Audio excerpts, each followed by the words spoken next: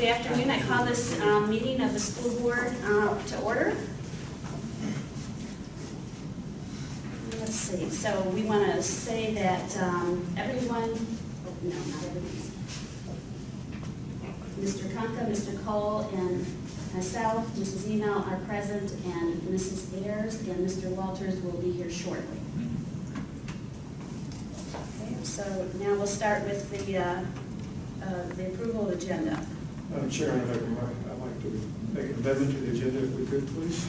All right. Make a motion that we move item 3D to 3A and then drop everything else down. So the tour would be 3A and then construction report would be B and discussion as to what operations would be C, et cetera. We have a motion to amend the agenda. Do we have a second? I'll second that. All right, second by Mr. Kunka. Those in favor? Aye. Opposed? 3-0. All Madam right. Chairman, make a motion that we approve the agenda as amended. Okay, do we have a second? I'll second it. Okay, all of those in favor? Aye. All right. Moves us to the first public comment period. Is there anyone here that would like to speak to the board? Let's see, hearing delegations, individuals requesting to be heard. 3 minutes time limit for individuals and 5 minutes per group.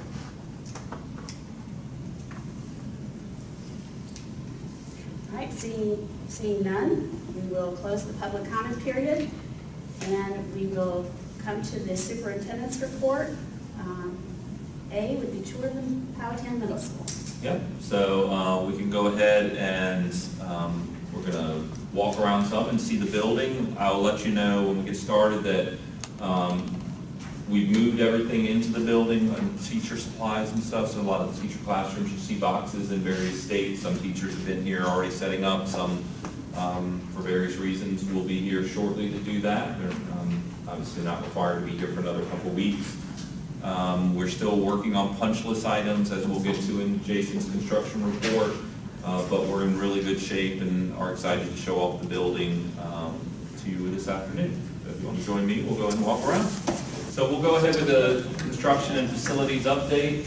Kind of saw the major projects that Mr. Tibbs, Dr. Tibbs, excuse me, is going to take you through kind of what we've done this summer in terms of all of our facilities. We'll give you an update on that as well as the water tower project. Dr. Tibbs. Thanks, sir.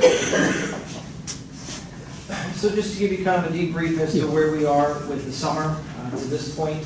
As you know, during the summer, it's a busy time for us to get the schools in good condition so that we can be ready for the next school year. So many of our schools have been doing a lot in regards to that. Pocahontas Elementary School, we've worked very closely there with Mr. Solzer. As you know, he and his staff are preparing for the realignment. So we work very closely with Mr. Solzer and his staff to make sure that we get the teachers into the appropriate rooms and reallocate staff throughout the building. Also, we worked with Mrs. Nelson and Mrs. Deal to retrieve the teacher belongings from the subsequent elementary schools and move those items up to Mr. Solzer's school, Pocahontas Elementary as well. A lot of repairs, a lot of wall painting going on, a lot of things taking place in regards to making sure that we get the building where it needs to be. The one thing I do want to highlight for Pocahontas Elementary School is we are replacing the casework in the art room. The art room casework, the counters and the base have, over the years, building's almost 25 years old, it's in bad shape, so we are replacing that before school starts. Powhatan Elementary School, that's the school that we wanted to do a lot in terms of doing some upgrades there and some freshness. So we painted the entire building on the inside, painted all the walls. The front office got a new fresh coat of paint, the gym got new fresh coat of paint, and the cafeteria got new paint. Also, the exterior of the building got new paint on the gutters, downspouts, and doors leading into the building. So we were very pleased that we were able to do that this summer and help out there. Gym floor refinishing took place at all of the schools, as it usually does for the summer. We've done a lot in terms of removing old carpet from Powhatan Elementary as well and replacing it with VCT tile. We also have a room at Pocahontas Elementary School that had the carpet coming up and was in pretty bad shape, so we've done that in the school counseling office there.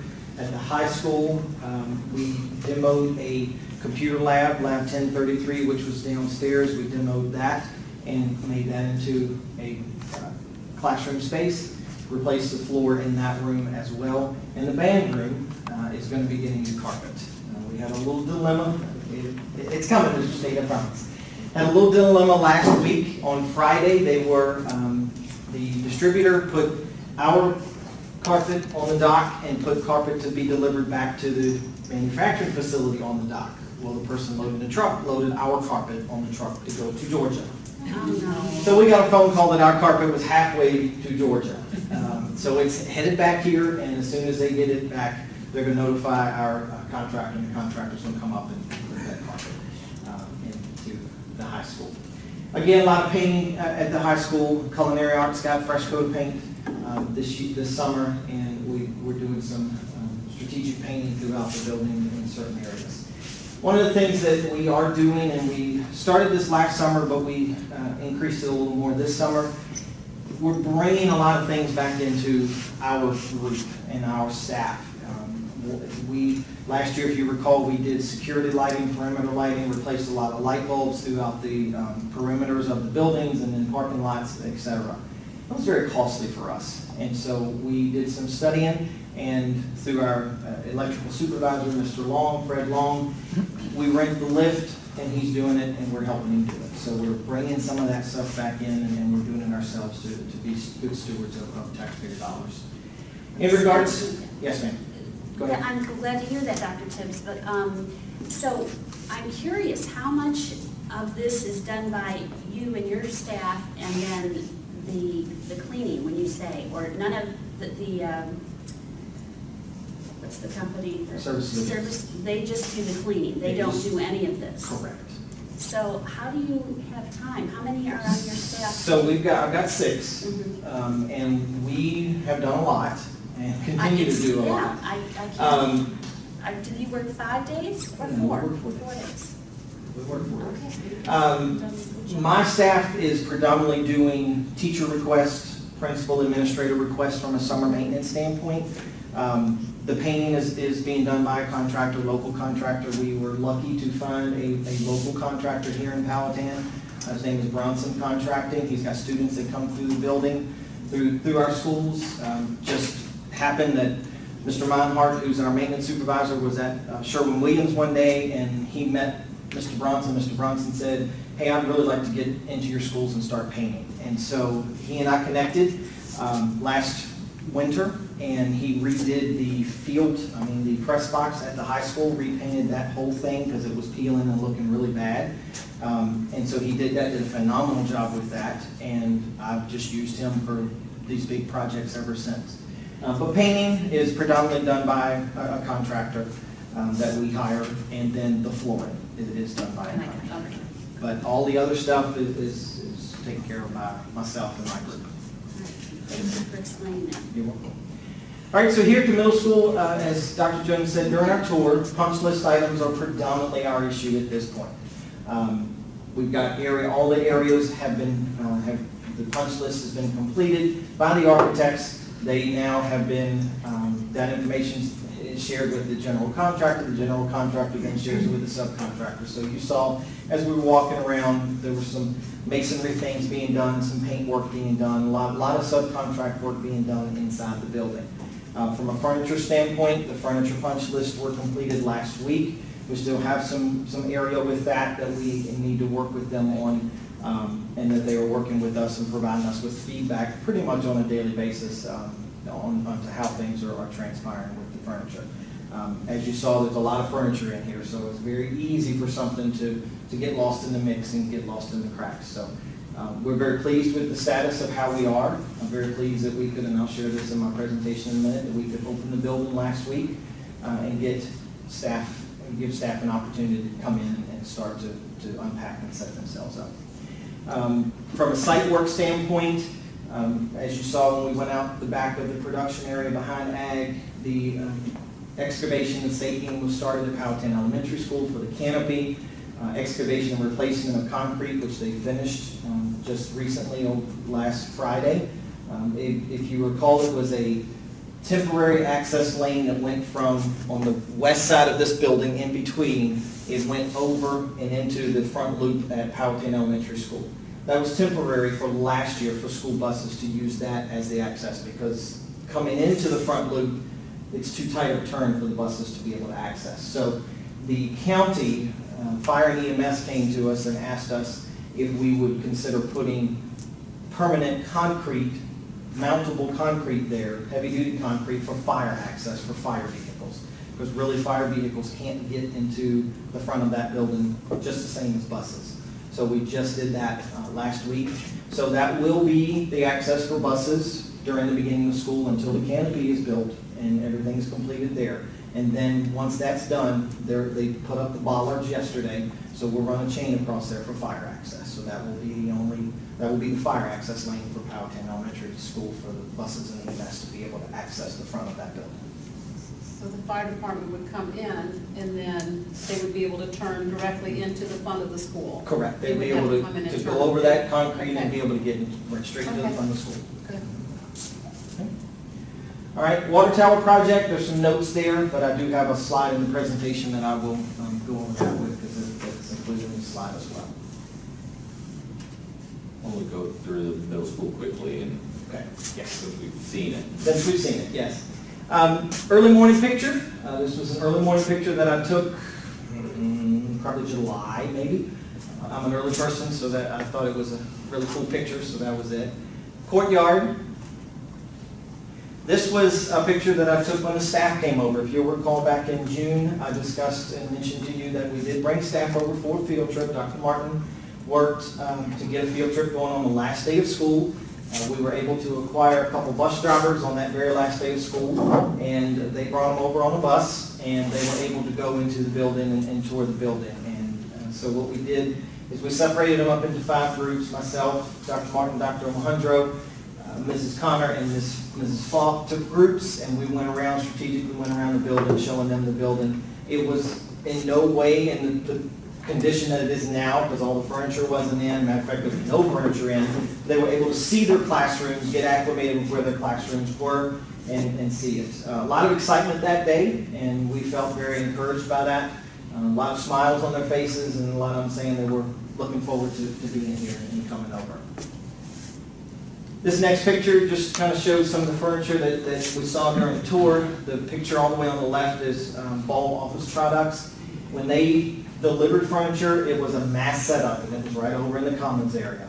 So it was a huge undertaking, as you can very well see, and so it was, that was just one of the companies. We've had 7 vendors that have supplied furniture to us in this building.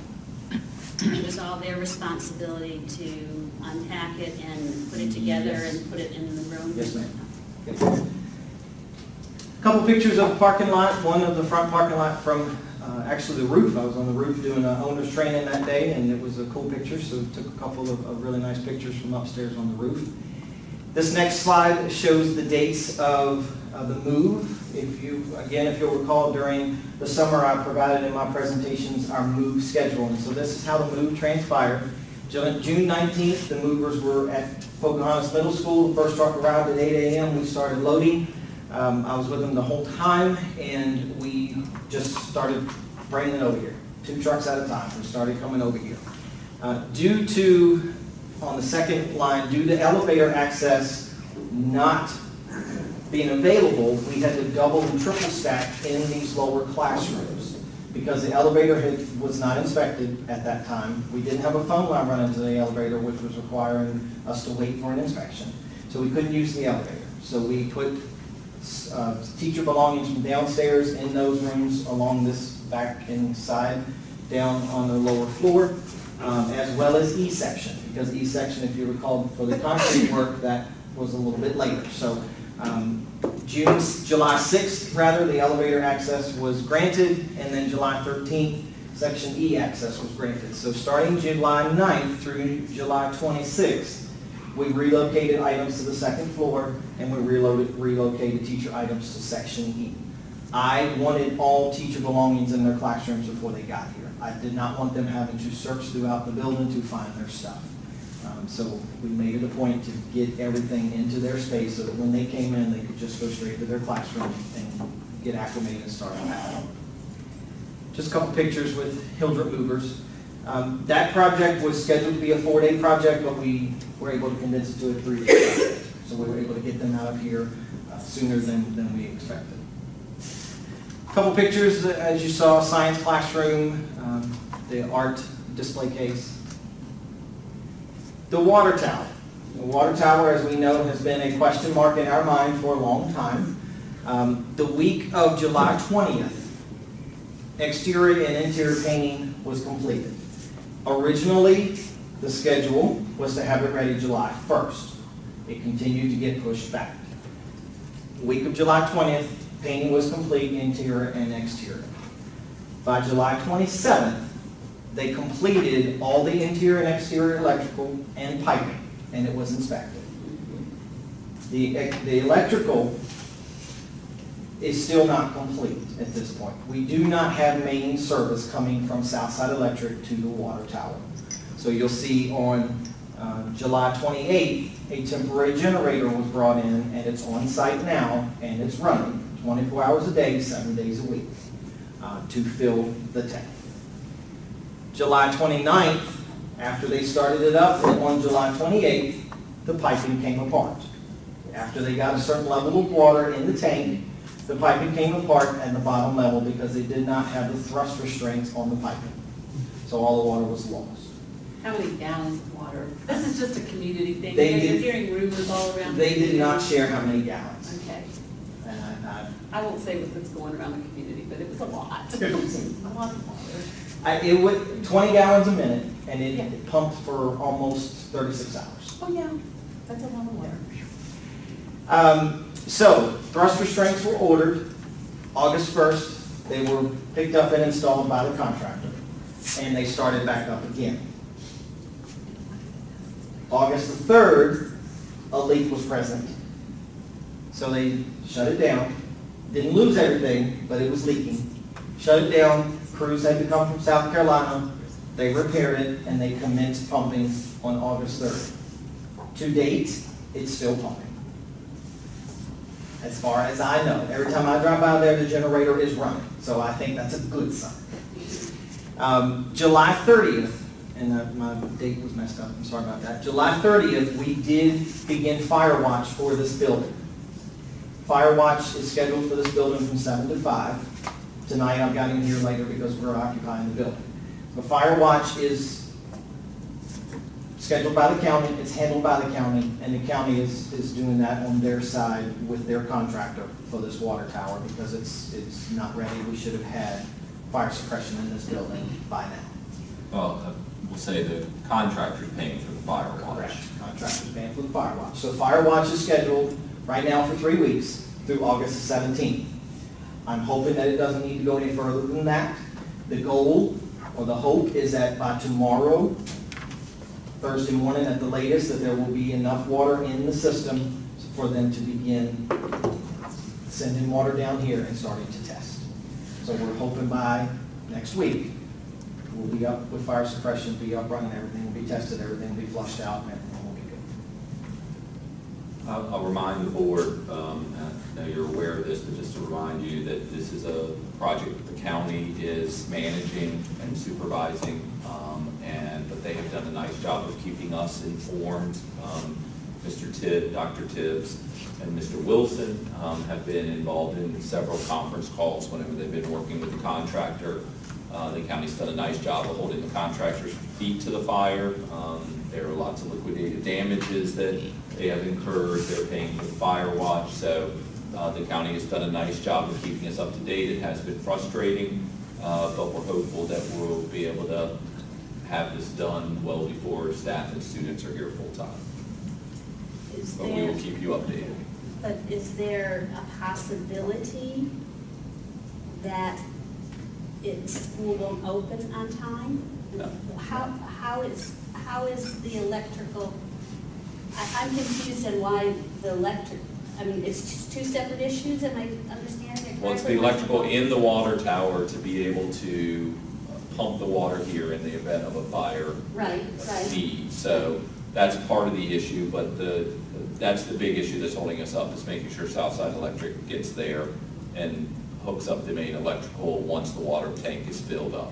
So they have to wait, that's how it works, they Correct. have to wait, and that's why that's not been done. Right. And when they do it, how long does it take them to do that? Not long at all. A day, Like a half a day. day. Yeah. Oh, They just have to run the line, the main line from the tower, from the light pole with the transformer on it into the electrical panel. All that is ready. It's Southside, it's just like a house. Southside Electric's got to run it from the power pole underground to the main panel that's outside the tower. But right now, there's a generator on site running 24 hours a day, and that's, the counties and the contractors are taking care of that as well. Do we have a plan, just in case? We would have to talk to the fire inspector, fire marshal for the county. We have done fire watch in schools before, when our fire pump was broken for a few days at Pocahontas Middle School and Pocahontas Elementary 2 years ago, I think. We did fire watch and worked with the fire inspector to be able to do that. We actually had a couple people walking through the school all the time. They have to check off that they've gone to certain rooms and that they do it on a certain time period. So that would be probably our worst case scenario, is to be able to have to do that to start school. But we still have plenty of time, and we're confident that things are moving in the right direction. Once the water tank fills up, which it's close, Southside Electric, like Jason said, would be, just a few hours to run that line. So it's getting a little too close to comfort, and it shouldn't have lasted this long, but thankfully we had enough time built in that, that's why we were pushing to get everything done Sure. in June, so that when these kind of things happen, it wouldn't push us into when students were here. Right, And the right. project manager shared with us at our meeting last week on site that they're not going to stop pumping once they reach 180,000 gallons. They're going to pump until it's full. So that if they do have to wait for Southside Electric, there's enough water in the tank and enough pressure to be able to do what we need to do in case Southside Electric is taking a little bit of time. Yeah, because everybody was so concerned about the school not being ready. Right. And you guys have worked so hard to have everything ready. It's just interesting how it's turning out. Well, thank you for your hard work to stay in touch with them and try to get it resolved. All right. Any other questions for Dr. Tibbs? Thanks, sir. Yes, sir.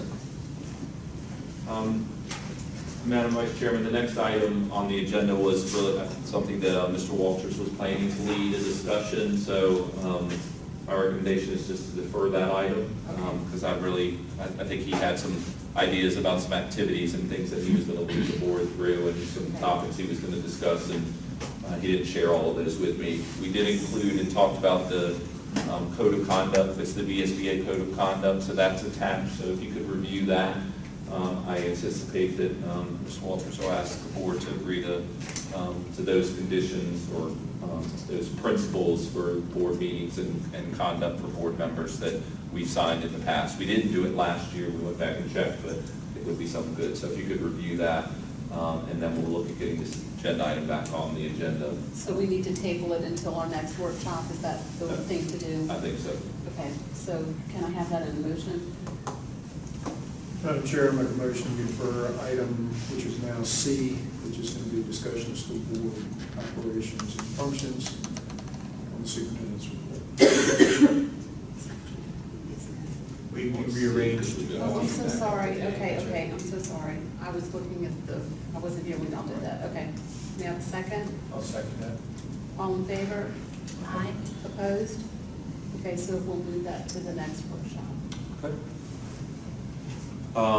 The next item is kind of to review our budget process and just kind of set out a draft process for the board to consider. This is another item that Mr. Walters, when I met with him last week, asked that we add to the agenda just to make sure all board members were clear clear on what the process was and opportunities for board input, and if there was any changes or additions that wanted to be made.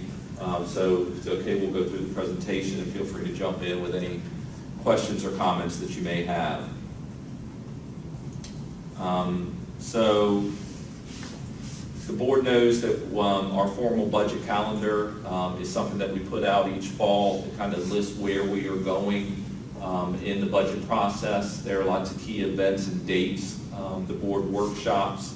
Last year we did a workshop on benefits and compensation.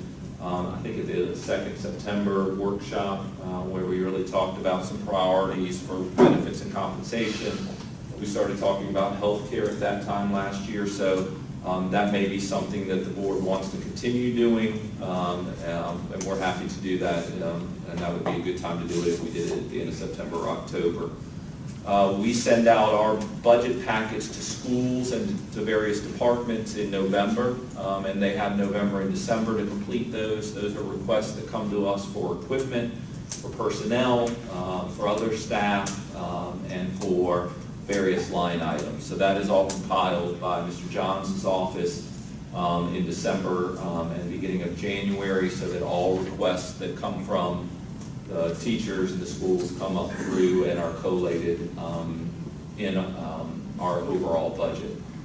We then, the salary and benefit study for the last several years has been a key component of the budget process as we look at where we stand. The board has had a goal for last several years about being in the median of various compensation packages. And so that's where we update where we stand with this year's numbers and kind of look at where some priorities may be in the budget if there's money left over for compensation. So that's the next step. The governor's budget is always released in mid-December, right before we leave for Christmas break. We're entering the 2nd year of the biennium this year, so there won't be as many changes or new items, but there would be some that come forward. So we get that information right before we leave for the break. Mr. Johns, myself, a few others kind of digest that and work on it over the holidays, and so that we're ready to roll when we come back in January. And all of these are done as we look at what timelines and mandates from federal and state are. Quick review of major revenue sources. Of course, the local county transfer, which is about 49% of our revenues each year. The state is a little bit less than that. It used to be more than that, but as we all know, state funding has decreased since 2008, and the county has had to pick up more than that. Federal sources, less than 3% of our revenue, although we do have mandates that equal 14% of our expenditures. And then we get local other sources, which is a very small piece of the pie, less than 1% of our revenues. These are fees by the school division, facility rental, student tuition, those types of things. When we look at the other side of the ledger, we look at expenditures. Really what we look at is new initiatives that may be driven by the 6-year plan. The STEM State of Mind was one that we really started focusing on probably 3 or 4 years ago that came out of the strategic plan. We're getting ready to update the new plan. We'll be bringing that forward to you in September with our updated goals and strategies and key performance indicators, so that we can have that additional information to help drive us in our budget process. Staffing addition and changes are driven by 2 factors. One is SOQ formulas, what we're mandated to do, and then also what we get in requests from school and departmental requests. A good example would be that we heard from schools last year. They wanted an additional math coach, so that we have a full-time math coach at each of the elementary schools. The board was supportive of that, so we ended up being able to add that position in. To that, we were able to add in a second librarian here in this past year's budget, and that was driven by the other side of the coin, which was SOQ formulas based on our the size of the staff of the students here at Powhatan Middle School. And then we know that significant expenditures, VRS rates, health insurance, the salary adjustments that we do to provide additional compensation for our employees, and then any other new positions that we have. Line items, expenditure requests, this averages around 17% of our total budget. We know that personnel, between the cost of personnel and salary and then benefits, is close to 84% of our budget. And out of that line item cost, you can see that it's broken down, and this is that pie chart that we do when we do budget presentations that say less than 5% of our total budget are variable costs, or things that we can control and prioritize on when you take out what we spend in utilities and plant maintenance and transportation and those types of things. So there are several opportunities for the school board to put input into this. Of course, the workshop that we did last year on benefits and compensation was really an opportunity for the board to set some priorities and goals. Last year, it was established that our main priority was increasing compensation for our employees, which we were able to accomplish in last year's budget. So if we wanted to continue that or do it differently, we would need to hear from the board on that, get some direction on that. The 6-year plan, as I said, is something that drives the budget. We'll be asking for your approval of that in September. Another opportunity for school board input is the priorities that we identified through the salary and benefits study. The next opportunity for input is when we present the draft budgets to you in January and February. I think there were 5 workshops last year where we discussed that, and we looked for feedback from the board in each of those iterations of the budget. And then finally, the process ends for us with the approval of or we hope it ends with us, the approval of the superintendent's proposed budget in March. So that's kind of what Mr. Walters asked me to go through with you. I'm happy to take any feedback, answer any questions, or if there's something that we want to change in this process, then we're happy to take the board's direction. Do we want to discuss number 1, since that is a question posed, but do we want to continue that, the benefits and compensation workshop that was started last year? I think it's worthwhile. What I would suggest is that before we do that, with the teacher advisory groups perhaps, that you do a presentation with them, talk to them about what they see as priorities and what their feelings are and what their feedback would be. I think there are lots of opportunities, but I'm not sure that our staff always takes advantage of those opportunities, so maybe we need to go to them in a more formal way than we've done before to seek that input, since we're not getting it voluntarily at 5 o'clock or 7 o'clock meetings. So that would be the only suggestion I have. It's a long process, and so I wish it was more streamlined, but that's not the world we live in. Are you done? Are you done? Yes, I am. I agree with Mr. Cole. I think that'd be a great idea to sit with the teachers and let them let us know. They're very busy, and everybody's got lots of responsibilities, so, they can do it on their timeframe to let us know. And because I know there was one, I brought up at the last meeting about how some teachers were not happy about the salary, the beginning and then the middle, and I think I said a couple hundred or a couple thousand, and I know that bothered them. So I'd like that to be on the list of stuff. Okay. And then, of course, the benefits, that health insurance is always a topic that, we're able to come through every year, but, maybe they have input. Okay. For the record, I agree also. I think it's worthwhile to have the discussions. I think it's a good idea to talk to the staff first. If you're going to do any sort of survey of the staff, I think you get some direction of benefits and compensation. Personally, I'd like to see how that survey is going, what prior to I would have a chance to have some board input on the survey. Yeah, we're happy to do either one. I think my experience has been if you can bring in a group and whether it's teacher advisory and have conversations with them, you get more valuable input. Sometimes when you do a survey, the information you get is not as productive because you don't have an opportunity to go as in-depth in it. So I would prefer to set up an opportunity for us to, really talk to a group of teachers and get their input, but let them know they're representing their colleagues and that they need to reach out to them and get their input as well, so that everybody's voice is heard. And I think as you look at your advisory group, I think that's a good role for them to, on a regular basis, look at the school representative, see what's on, make comments if they want to make comments,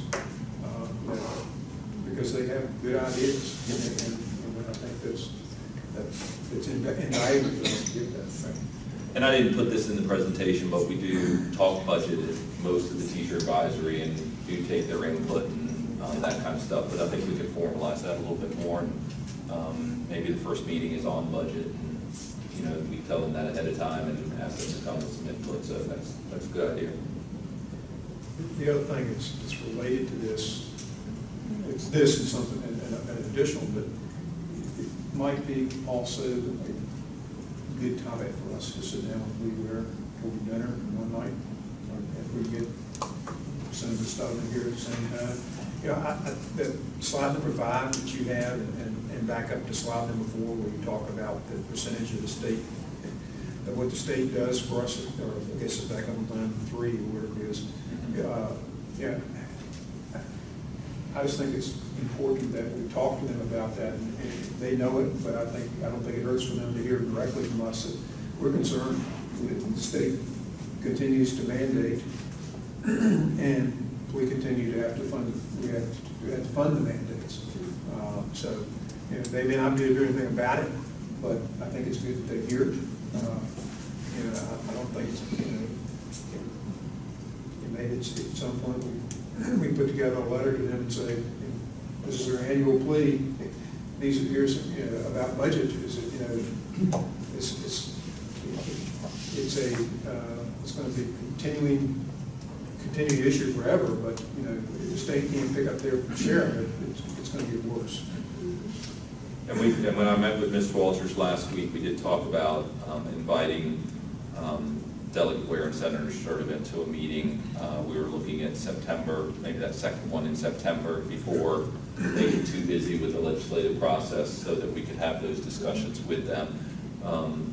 Delegate Ware came last year, as you'll remember, but it'd be nice to have Senator Sturtevant here, and I know he'd like to come, he just wasn't able to last time, so we'll certainly do that. And if they can't do that meeting or a scheduled meeting, then we'll look at some other opportunity, whether it's a breakfast, which I know a lot of people do, or a lunch or a dinner or something, then we'll go ahead and get that scheduled. Good ideas. Anything else? I appreciate you, this being talked about, because I know that was always you guys had done your work, but I know for myself, I wasn't feeling like I was a part of it. So I appreciate this being with the different steps and being addressed, so thank you. Absolutely. All right. Are we going to talk about the calendar at all? Yeah, is there anything, we just put that on there for reference. We kind of put in some dates. We still have like our joint meeting with the Board of Supervisors that we haven't scheduled. So if there's any feedback on the calendar, I'm happy to take that as well. The only feedback I'll offer is just as an observation. For something that has a lot of dates that you have to meet and have things done by a certain time, do we have access to something like a Microsoft project where you can see these as bars progressing through time? It helps, for me it helps because it's more visual. Okay. And you can see if you're building enough time in for Right. all of the things they have. I haven't seen that from the county side either, and I think Okay. it's something that should be done, or something that should be used more than it is. Okay. Can check into that. I don't know if we have access to that or not, to be honest, but we'll check into Well, it. there's free Right. free Yeah, I know. generic project planners. Microsoft Project is the one Yes. Yep. Do you want to take care of that for us? No, I just put it out there as a suggestion. We'll take care of it. I think it's a good visual to have, absolutely. Any other feedback on the calendar? No, it's early. All right, thanks, Madam Chair. Thanks, Chair. And that's all I have for superintendent's presentation of the workshop. Okay, so unless I'm incorrect, I think we need to go back into the public comment period. Is that, no, you guys did that? Okay. See, that's what happens when you're late. So now do we need to go into closed session? Would somebody be willing to read the closed session? Madam Chairman, I make a motion we enter into closed session pursuant to code 2.23711A1 to discuss the employment, resignation, and leave of specific employees. Codes 2.23711A1. Second. All in favor? Aye. Opposed? Okay, we are now in closed session. All right, so the motion to close session. We have a motion for a second. Second? We have a motion and a second. All in favor of coming out of closed session, please respond with aye. Aye. Motion carries 5-0. Mr. Trump? Whereas County School Board has convened a closed meeting on this date pursuant to an affirmative report and vote and in accordance with the provisions of the Virginia Freedom of Information Act. Whereas Section 2.2371C(d) of the Code of Virginia requires a certification by the school board that such a closed meeting was conducted in conformity with Virginia law. Now therefore be it resolved, the Powhatan School Board hereby certifies that to the best of each member's knowledge, only public business matters lawfully exempted from open meeting requirements by Virginia law will be discussed in the closed meeting to which the certification applies. Only public business matters as were identified in the motion convening the closed meeting were heard, discussed, and considered. Aye. Aye. All right. Is there a motion to adjourn? Next item is adjournment. Is there a motion to adjourn? Mr. Chairman, I make a motion to adjourn our workshop. Is there a second to Mr. Cole's motion? Second? And Ms. Ayers, a second to Mr. Cole's motion. All in favor of adjournment, please respond with aye. Aye. Motion carries 5-0. We are adjourned.